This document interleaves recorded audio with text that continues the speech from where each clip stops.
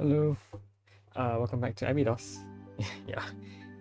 So I think I'm gonna do I'm gonna try this one more time, and I'm gonna make this episode what Schrodinger's episode. If I get somewhere, I'll post it. If I don't, I'm skipping this. I'm deleting this video. I'm just moving on to key generator. I'm just gonna give up on altitude plotter until I next have to um reach it again.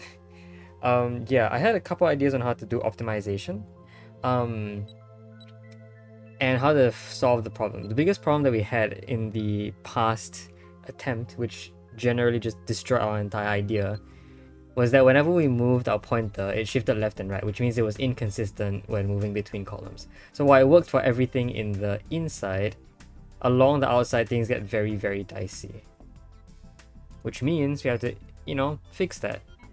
And there is a way I can do that pretty easily.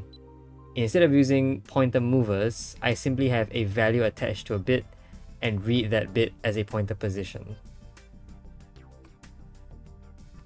I think I remember if I tested, if you read a negative number, it just sets you to 0, which is fine by me, honestly. All negative numbers being set to 0, we'll just put it here. And if a number is negative, it should be a 170 in the first place. So we can take all negative numbers to be equivalent to a 170 and therefore equivalent to 0, which is a 170. So let's just, do that quick test. If the value was negative 14, for example, and I set the pointer of signal 0 to that value. Actually, let's set it to a random position like 26 first, so that I can move the pointer. Let's move the pointer to position 26. Now it's going to set to negative 14, and it's going to read 0. But yeah, because it reads negative 14, it will move the pointer back to 0. So whenever I read a negative number, I'll point it back to 0. If I read a number that is 1 less than whatever this is, so for example, if I were at position this 118 here, and I moved back by 2, I would subtract 2 from here, which would give me 116. And position 116 is all the way on the other side and moved up 1 column, which is actually what does happen if you shift columns over. And honestly, that's fine. I think the side columns were not an issue completely during our previous machine. So doing the same thing here is the exact same. The biggest problem was the ups and downs, because regardless of direction, your ups and downs will always shift you forward by 1. So if you overflow up 1 by moving the pointer up 1, it will shift over to the next row to the right, which is bad because that doesn't happen for any of the inside numbers, which means that, there's your inconsistency. You'll start reading wrong things. However, this probably prevents that. If, let's say this is position 818, right? If I read to position 820, what happens? It just shifts you all the way to 818. So if you happen to read something even further down below this row, you always be shifted to 818, which, similar to the concept of 0, any number that is past this value will always be equivalent to this value itself, 818. So which means that whenever you have a bigger number than 818, it is fine to read it as 818, because the bits that are going to be in that position is the same bit that currently resides in position 818. So yes, that is one way I can do it, which I think resolves the main problem. The second problem is that we're going to need to read 4 directions now. I thought reading 3 directions was enough, but that only handles 3 of the 4 possible interactions between values. It only handles vertical, horizontal, and one of the diagonals. The other diagonal is not handled. I thought it would touch all of these cells, which it does, but it touches all of these cells once, although each of these cells do have a couple requirements. Like all the intersecting cells that are kind of like in the intersections between the non-numbers, those have 2 possible interactions that can cause it to be filled, either one of the 2 diagonals. And in my previous machine, I failed to account for one of them. I only accounted for the other. So we're gonna have to do a lot of stuff today. We're gonna have to Well, resolve that. We're also gonna have to find a way to fit all 4 interactions. Hopefully it should be a little easier now that we're using pointer movers, not pointer movers, pointer writers instead of pointer movers. Because pointer movers are very niche and specific, whereas a pointer writer is a lot less so. So what I generally want to do is, I think I want there to be a bit that sort of like loops around and shifts the pointer over to the next column every set number of cycles. So like we can have a set number of cycles here that holds it, and then whenever a set number of cycles is done, it will, you know, add 2 to the pointer counter and then read that. So we'll add 2. But obviously first it has to be set to position 14 because position 14 is position 14 is the original, the first bit that we're looking at, position 14. So we will read and set signal 0 to position 14. It will then wait for a certain amount of time before, when the full column is read, it will add 2, which will shift it from 14 to 16, and will read 16 instead. So it will shift the pointer to this position, and then the full cycle can continue. And fortunately, even though a cycle may take more than 1,000 cycles, which I think we counted in the past, right? A past episode, I think the last one, we calculated that a full cycle requires what? 1,000 plus cycles. That requires 2 obstructors, because an obstructor can only hold for a maximum of 900 cycles.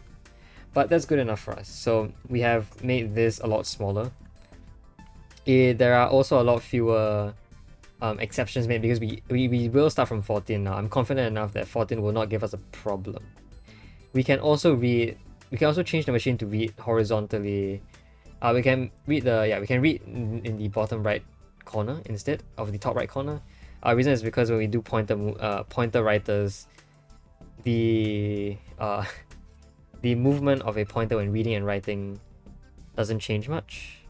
In fact, this is also very helpful. This bit over here, what it does is when reading or calling out a value, it does not move the pointer, this variation, which is also useful, which I think is a lot better for us than this one. This one will move the pointer, which I don't like. This one will not move the pointer, which is a lot better.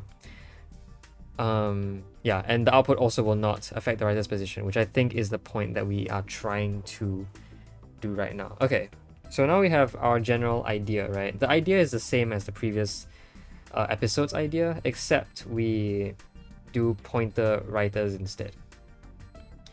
So step 1 is to set to position 14, which this machine will do for us. It will set it to position 22. What we generally then want is to call out this value, that is 22. What did I used to call out? Didn't I call out a bit later? Yeah, there's something here that called it out, like this button. It does call it out, unfortunately, which has to happen, I think. Which means that, yeah, as along this line at some point we have to call stuff out. Honestly, it's fine. We only need to call it out once. But we do need a couple more writers. We need to set the position to 14 first before calling out the value for obvious reasons. Oof. Okay. That's a lot more steps than I remember there being. Okay. Sure. Call out, but don't move that. And then we will do the usual stuff here. We have the 2 obstructors here. 2 obstructors can do that. There you go. Okay, so that calls out the value 22. And then, you know, machines will run. Now, I can do a lot better here than just duplicating this bit. I can use more exports if I wish. I think I might want to use that. The reason why is because these exports will do all the pointer moving rather than having a single bit do the pointer moving at once. So there'll be like a couple of, or like I think four lines that will run concurrently. Yeah, 4 lines that will run concurrently. So each of the 4 lines generates one of the 4 directions, settles all the 4 directions.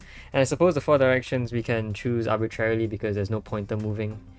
We can choose, let's choose east, southeast, south, and southwest. Let's choose those because those are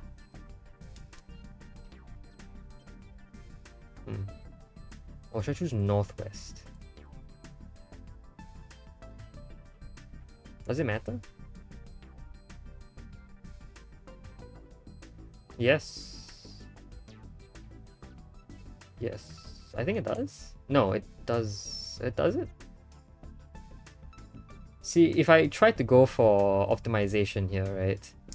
Southwest is the final step for this 36. This 36 at the very bottom does not require any more interactions because all possible interactions with it, which are east, west, northwest, and north, have already been settled in the past by these 3 bits. They've all been settled by previous interactions. However, this 36 does still have stuff it needs to do in the case we choose southwest. In fact, when this bit checks for its south, right, that is one thing it has to do for sure. However, in the way we're doing this, we are going to check southwest afterwards, which is slower, right? Because southwest after south is a redundant value if 41 already did northeast. So I think it will be a slightly faster if the 4 directions we chose are northeast, east, southeast, and south. Those 4 directions will cause everything to be solved by the time 36 checks south. But it doesn't save any amount of time. When because in this configuration, south this bit checking south is its final check. In the previous configuration, this bit checking southwest was also its final check. So in both cases, the bit everything will only be resolved after that final check, and we can assume that it's going to be the same amount of cycles in all cases to do 4 checks for every value here. Was that okay to understand? I hope it was. So yeah, I guess it doesn't really matter. Let's just go here. Let's just go these 4 bits for now. For testing, it'll be a bit easier because I'll be reading something that actually produces an output first, which prevents me from having to do any of the tracking of the pointer manipulation. Okay, so how we're gonna do this is that again, we're gonna have 4 outputs, and each output will produce 1 bit that will track 4 different directions. And each of these will basically have to be a modifier to the pointer position. So rather than being a value of the pointer's position itself, it modifies the pointer's value in such a way that the pointer will move to the correct position. So for example, for the east, you add 1. That's it. Which means that if a bit were to come out here, we'll use a Y port because we don't want this to come out yet. We only want it to come out when called, probably by something like this, a B sensor from here calling out here. Yeah, anyway. So yeah. What that will then mean is that you will add 2. You're not checking this bit, you're checking this bit. So one of the bits will add 2 to the pointer position. So let's add 2. So these are all starting at 0 first, right? But they'll probably merge with the let's say they merge with the bit value. Yeah, let's say they merge with the bit value to read stuff. Okay, so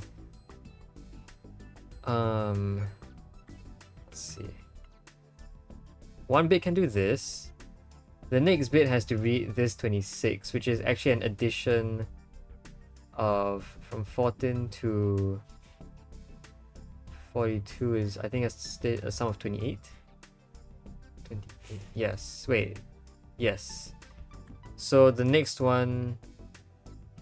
Well, if you start from here, you're actually adding not 28 but 26. Oops, 26. Then the next one will what? Subtract 2. And it will subtract 2 again. So we'll subtract 2 twice. And here we can also test out the ability of this to wrap over and see if it still works. Of course, there's another thing that needs to be, these can't all come out at once. These will all come out at varying time, which is why in front of everything I will add a obstructor. An obstructor of a certain amount of value. I mean, does it really matter? Okay. So can I add -2? I can. Okay, adding -2 might look a little better because it looks more fine as a, yeah. Okay, so what I suppose I can do in this case is with these 4 things coming out, we can hold them in for varying amounts of time. Let's say there's a gap of 2 in between them. We essentially want to call out all of them. They want to do some merging, I think. So this will give us 22 as a value. We can hold 22 as the value somewhere. We'll throw it away for now. And then as for this, well, not only do we need to, there's a lot of other things we need to do, right? We will need to read the pointer's position, which honestly I think is fine, right? So we'll read the pointer's position here, and then for each step we'll need to call out the bit that is in said position, I think. So there'll be like an intermediate step here. They all turn this way. So regardless of which value is larger, they will always go forward. So after reading, it will then call out without moving the position of the pointer. So we'll do that. And we'll see... Well, we'll see what we get, but the problem is that we'll come up from here, which is a little bit nasty. I think it might be better if I didn't have this come up from here, if it was something else. If it were instead maybe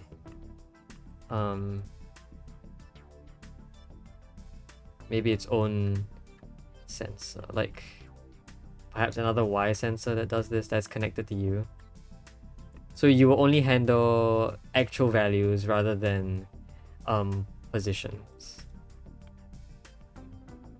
So yeah. So let's say you handle, I don't know, B sensor handles you. I do think we're missing, we're like kind of lacking a little bit of space, right? It's kind of awkward. There's a lot of empty space in between these gaps. I wonder if I can use them eventually. So from here, oh, this actually comes from here. Okay. So from here, what I want to do is I want to set this bit to the current position. So I need a pointer reader. So what this will do is, after reading this value of 22, it will activate this. This value, we can store it somewhere. This value will become a 14 because we're in position 14. It will activate all of these and then more stuff will happen, but the activation probably shouldn't occur at this point. Okay. So let's go here instead. So this activation can be slightly earlier perhaps. Not entirely sure how early I want this to be. I can subtract 1 from all of these. 0, 2, 4, 6.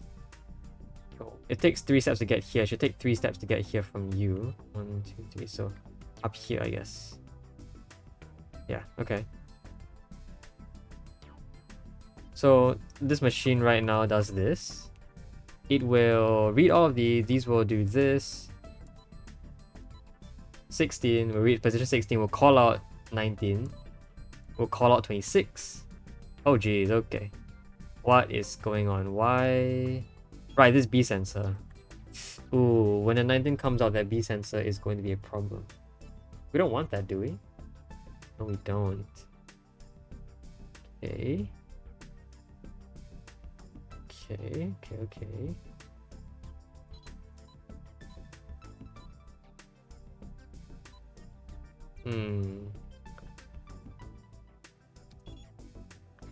Interesting. I'm thinking if there's any way to have this start on its own, but the problem with it starting on its own is it needs to sort of like be activated on the next value that we check. If it works on 22, it's fine, but we need to activate it again for 28. 26, my bad. We need to activate it manually. How are we going to do that? Perhaps the endpoint. Yeah, perhaps the end can activate you. Like when something goes into the output. Or maybe when this bit goes to the output. Yeah, I guess when this singular bit goes to the output. Yeah, then we're fine. Okay, so let's get rid of this for now. Let's suppose we set this to an X bit that kind of follows along with this. So I don't know, we'll just give you an obstructor of 2 cycles. Yeah, we should be fine by then. So it reads out 22, reads out 19, reads out 26. Where are we missing? Oh, this is the wrong value. It should be 4. So if we read that, it will read that, it will read that, and then it will read that. So it should read 19, 26, 26, and then 170 when you accidentally read the pixel. 19, 26, 26, 170. Okay, values we've read are right. We also need to do other stuff. Other stuff being positioning. And I suppose one thing we can do is wrap around maybe.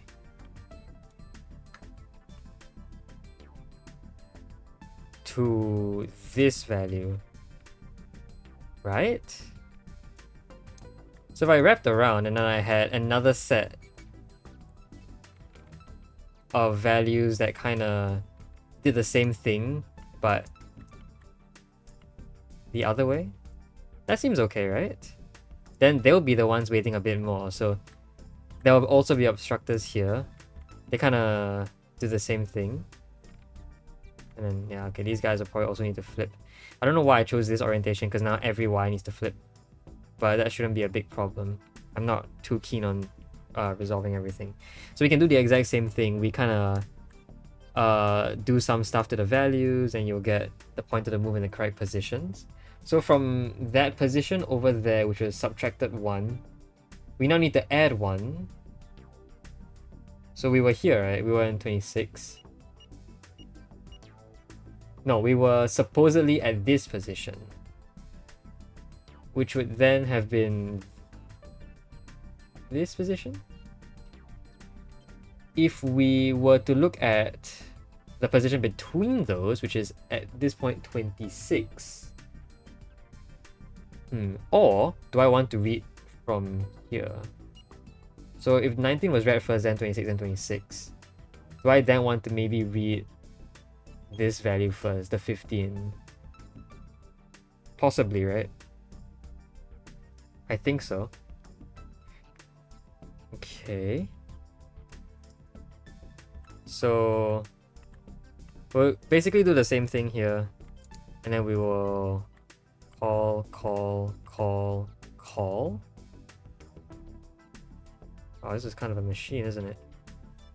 Yeah, I guess this works. The values kind of need to be changed as well, though. Yeah. Okay. So let's suppose then we need to be at 15, starting from whatever came before 39, which should be position 38. Let me just confirm that here we are at 38. Correct. So from 38 to 15 is a subtraction of 13. So we add negative 13. Then we need to move down. So that is adding a value of 13. So we add 13. Wait, we subtract 13. Doesn't that move it up by 1 column? That doesn't feel right. Wait, sorry. 38 to 15 is 23, not 13. So we subtract 23. Then we add 13 for moving one column down.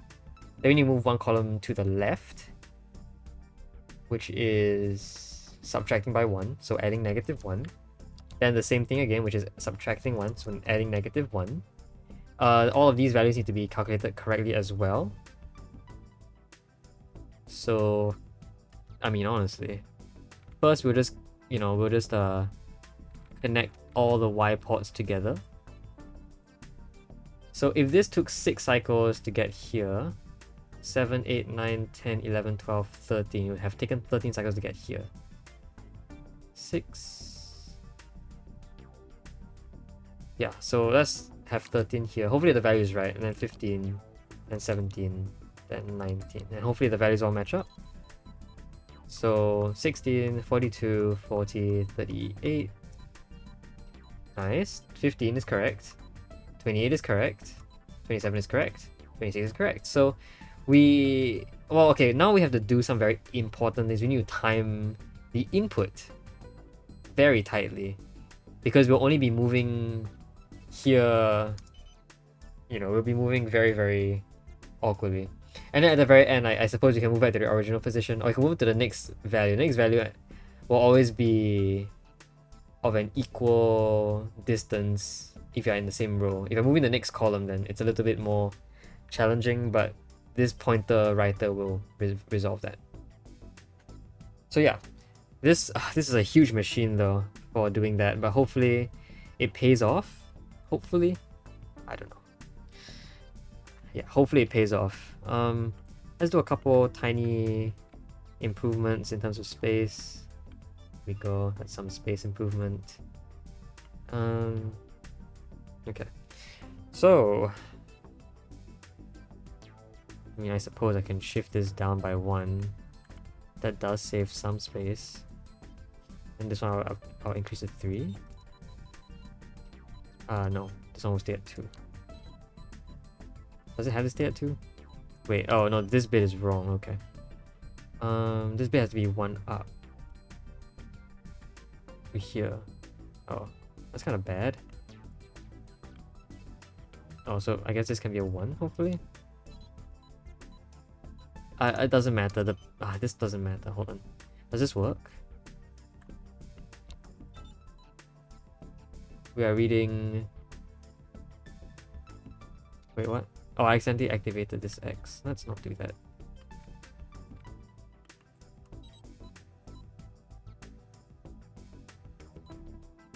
Okay, very nice. Wait, what? What? Dude. Okay. Yeah, the timing is wrong. Let's get rid of you. Yeah, timing is right now. Hey, look at that.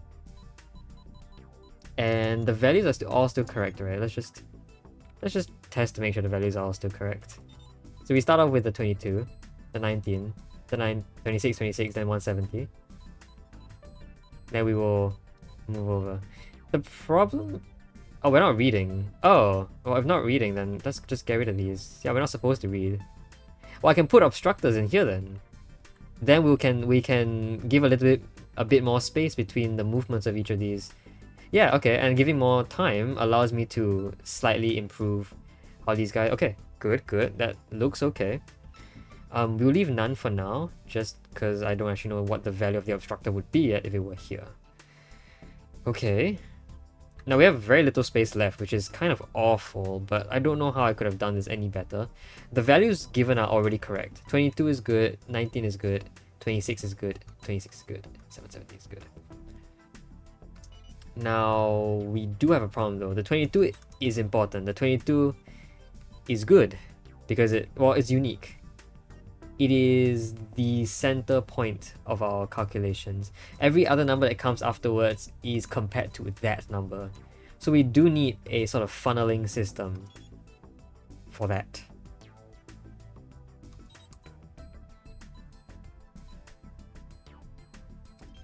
Hold on.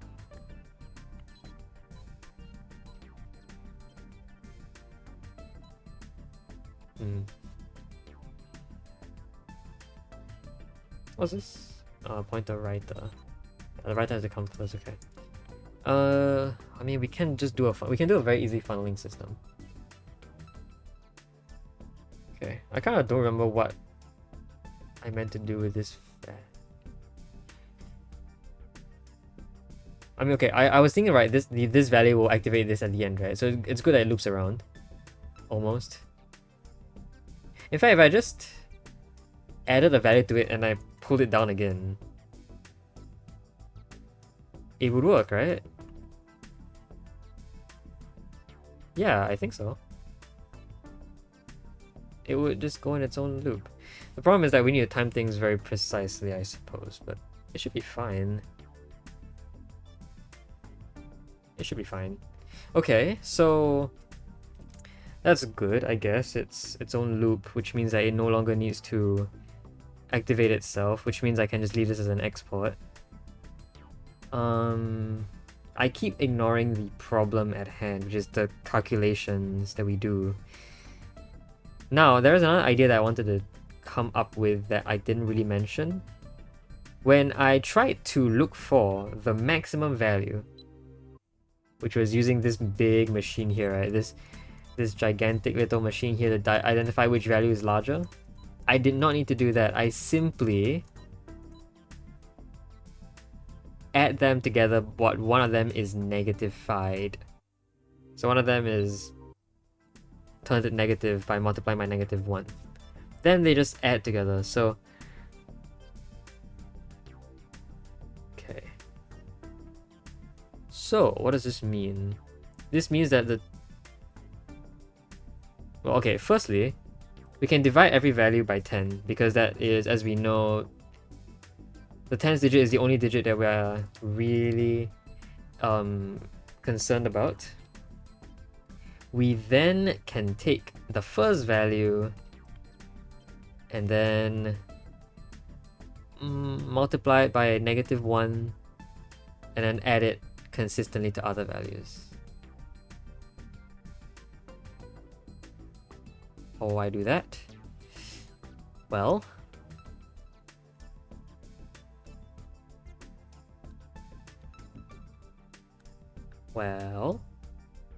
I'm thinking if there's any like feasible way to do this without having to duplicate things too much.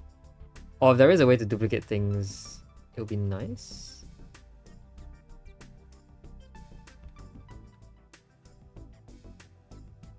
So like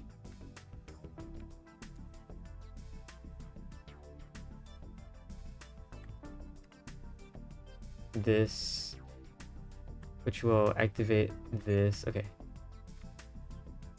And then, I don't know, a duplicator here. The thing is that the values are going to come out really quickly.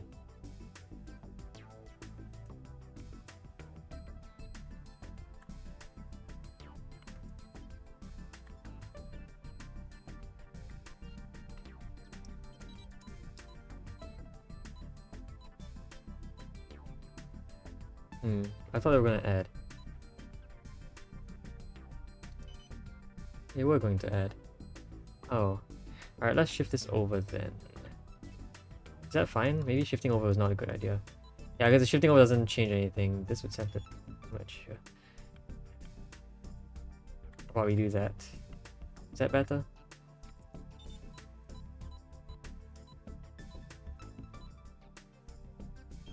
Oh, right, I didn't have any output here. So this will give you that.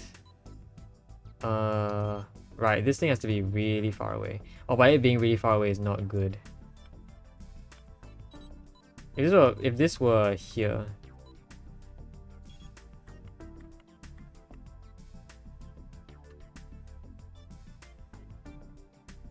Okay.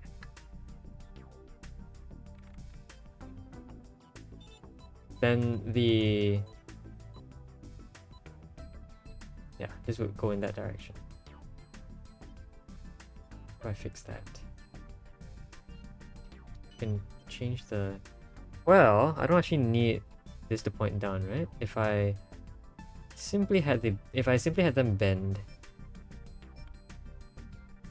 then any combination of bits here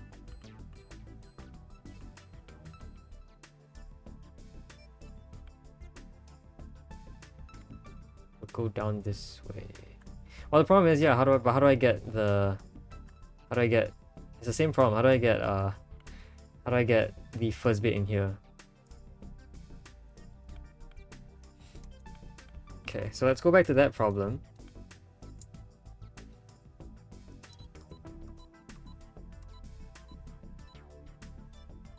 Yeah, so that's why this B appears to have to be here first for now.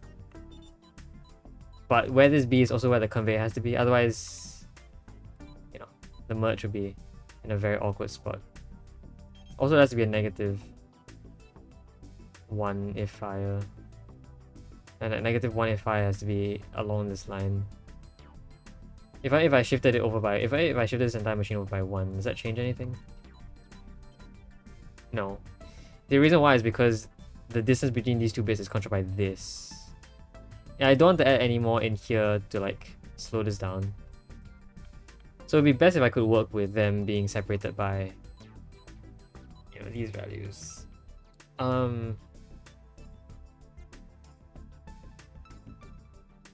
Okay, let's try a different strategy.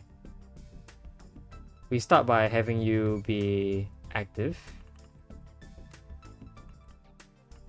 I mean, it's the exact same thing though, isn't it?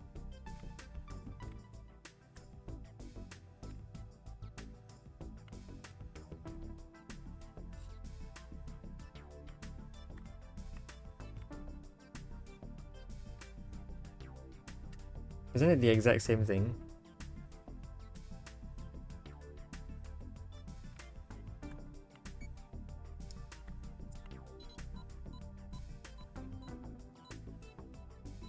Yeah, okay, they don't actually merge very well. What was I trying to do here? Oh, it's... what? Something like this? Wait, no, it's the exact same problem. I don't... This doesn't change anything. I think we literally just talked about why. Yeah. So like, again, it has to be here. That does somewhat slightly help. But no, it doesn't. Yeah, it doesn't. Even if I change this position. Because we need something to push you back here. We need to very quickly create 3 copies. I mean, why is that difficult again? If they are separated by 2, that shouldn't be that hard. Just you can quite literally make those copies with a regular duplicator, I think. You will have to do a bit more finagling though, right? I think you will have to, so like definitely a bit more finagling. Okay, so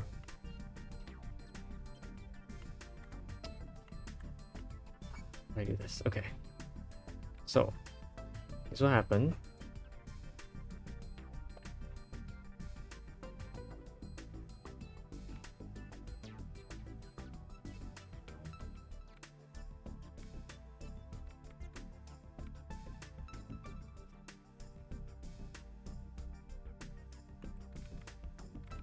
Is this okay? This will turn rightwards. I have a duplicator going leftwards. Then there'll be a duplicator going this way. This is very space inefficient. That adds 1. That adds a second. And that adds a third. Okay. So that's very good. We have a couple issues. Not really. Not really, actually. But we could have a couple issues. First, you need to divide by 10. Yes. Then I suppose here I could be the one that multiplies by -1. So the bottom the things that we're testing against are the ones that are negativified. Yeah. Wait, that's not good. They add before they multiply by -1. That's bad, right? They shouldn't do that.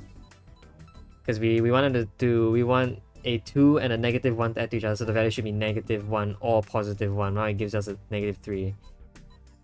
Then it gives us a 0, and it gives us a 0. Yeah, giving us a 0 is fine.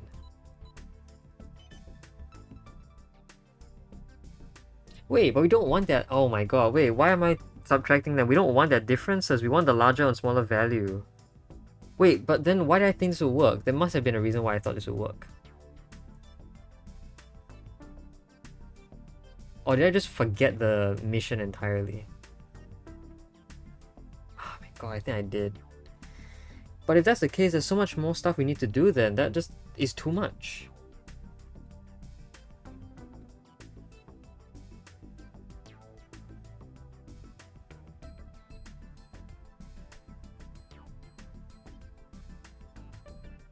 That's just too much. I don't get it. I do not get it.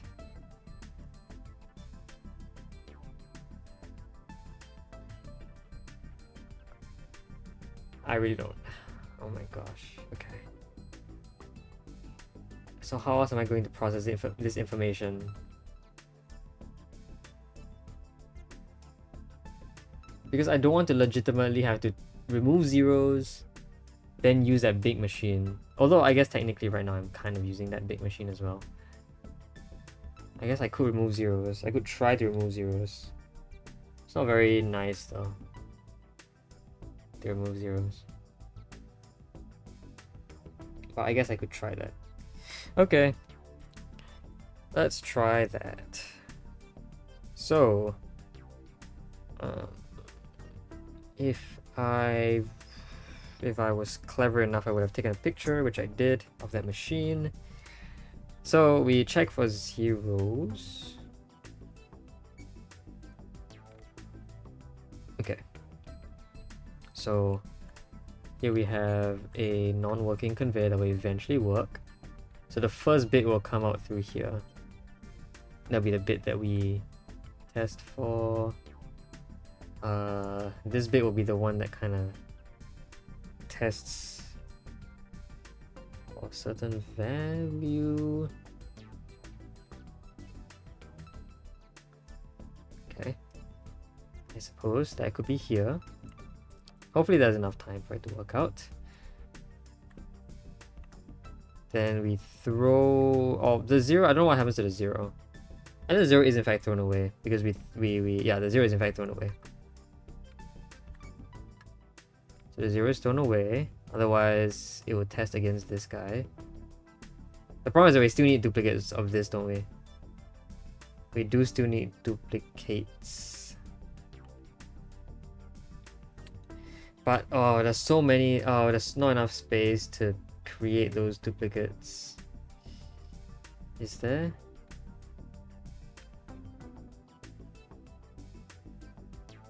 How am I gonna do this?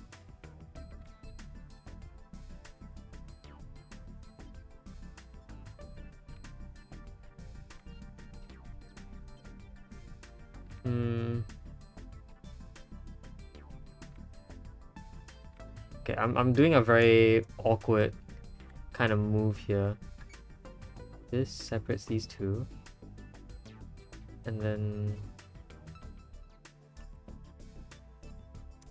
the one that is further away needs to be the one that's separated again. Okay, so in this case I will just do this. But what the heck is this? It's like... No. Because all of these need to eventually check against this, right? Ah, jeez, okay. We can save things a little bit by just, you know, cutting this down a bit. This will let us move this entire machine down, which gives us some space. But then again, space is still very hard to come by.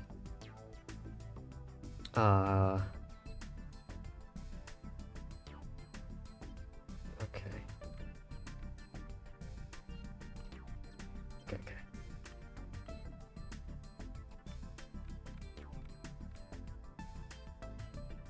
So, okay.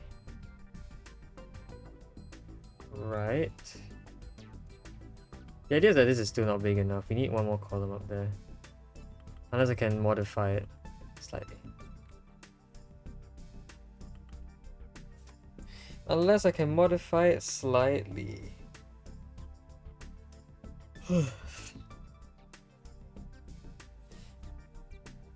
Now this machine works, we will get proper values.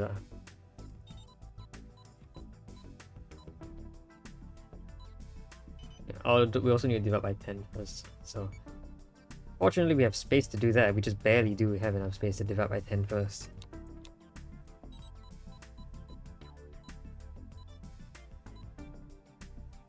Yeah, okay.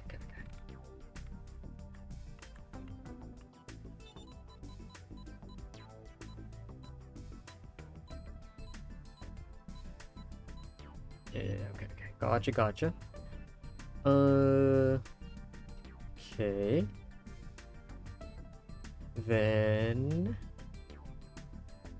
the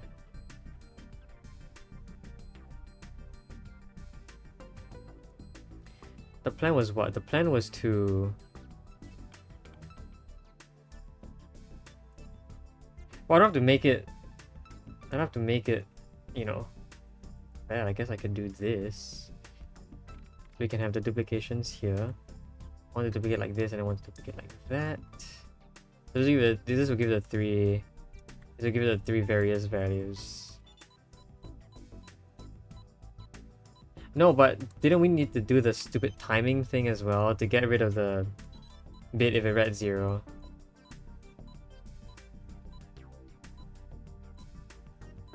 Think we need to do that? Maybe.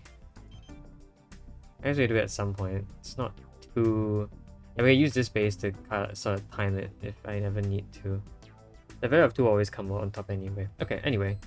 So, let's suppose we use this setup.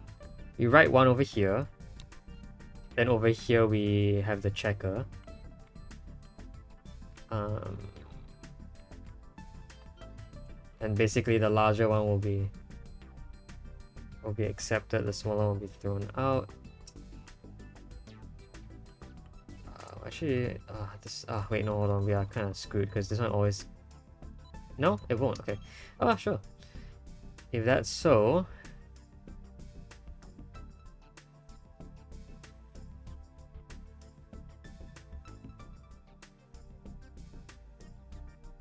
What are we doing again?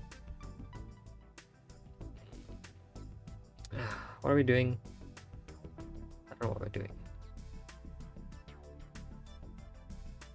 There's not enough space, there just isn't, dude. Like...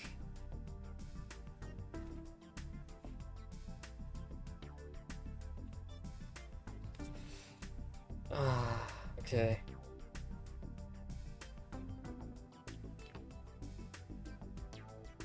So after the reading, whichever comes out as larger, if one of them comes out as, if this activates, then it will activate this to be larger, which means a conveyor needs to throw away this bit and this bit.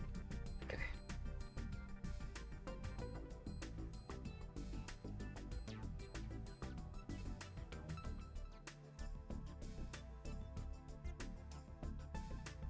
I'm gonna test something. Hold on. So just to check, these will clash, right? Yeah. If I put a nullifier in there, will it crash? Or will they separate? They will add first and nullify. Okay. Let's not do that. What am I doing then? Am I just like completely stuck? Because I kind of don't know what to do then. I'm gonna need a lot of help. Okay, I think this is gonna be it for now. I'm just gonna see what I can do about it, but yeah. So I guess this is gonna be it for this episode, this pseudo episode. I'll see if I want to keep going, but if not, I'm done. Alright, until next time. Hope you guys enjoyed the video. See you guys next time. Bye bye.